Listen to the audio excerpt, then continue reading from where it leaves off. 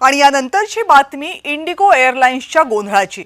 Indigo एअरलाइन्सच्या गोंधळाचा फटका हा फक्त प्रवाशांना बसलेला नाहीये, तर देशभरातले विशेषतः महाराष्ट्रातले गुलाब उत्पादक इंडिगोच्या या गोंधळामुळे सध्या रडकुंडीला आलेत।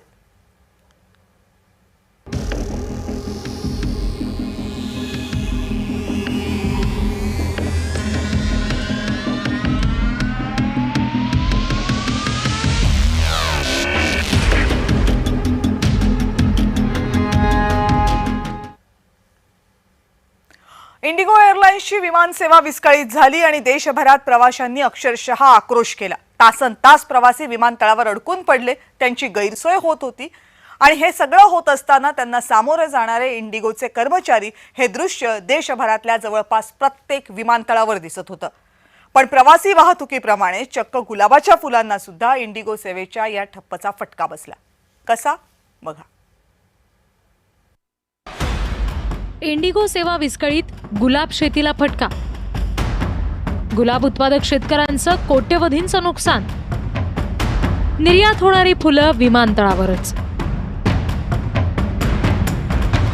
इंडिगो विमान कंपनीवर सध्या खूप मोठं संकट कोसळलंय, कारण 3 तारखेपासून इंडिगोची विमान सेवा विस्कळीत आहे। इंडिगोच्या प्रवाशांनी विमानतळावरच केलेला आक्रोश आपण सगळ्यांनीच बघितला।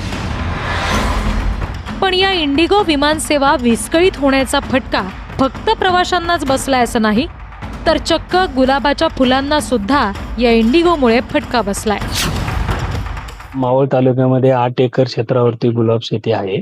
रोजचं 8,000 फुलं प्रोडक्शन होत होतं, पण त्यापैकी 2,000 फुलं आम्ही इंडिगो एअरलाइन्सनी दिल्ली, कलकत्ता, गुवाहाटी या ठिकाणी बॉक्सच्या माध्यमातून डिस्पॅच करत होतो। पण गेले 5 दिवस झाले इंडिगो एअरलाइन्सच्या डिस्टर्बन्समुळे एअरपोर्टला पाठवलेले बॉक्स एअरपोर्टलाच पडून आहेत।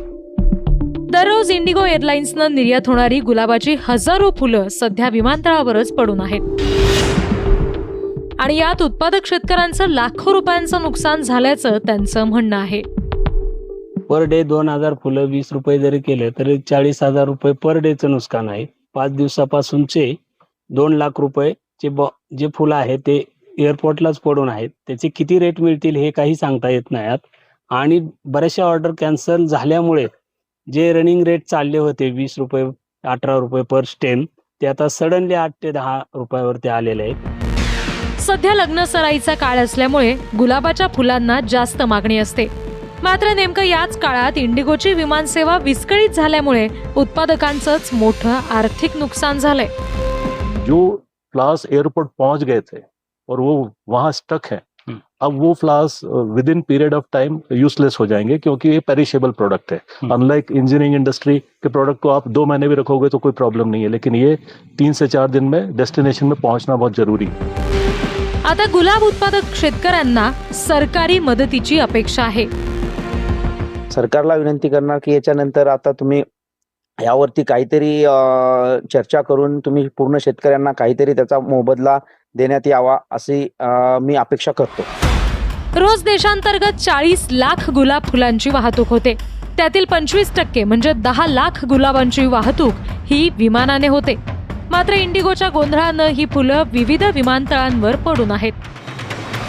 आता फुलं उत्पादक शेतकऱ्यांचं नुकसान कोण भरून काढणार हाच प्रश्न या निमित्तानं उपस्थित होतोय। मावळहून अविनाश परबतसह रिद्धी म्हात्रे, जय महाराष्ट्र न्यूज।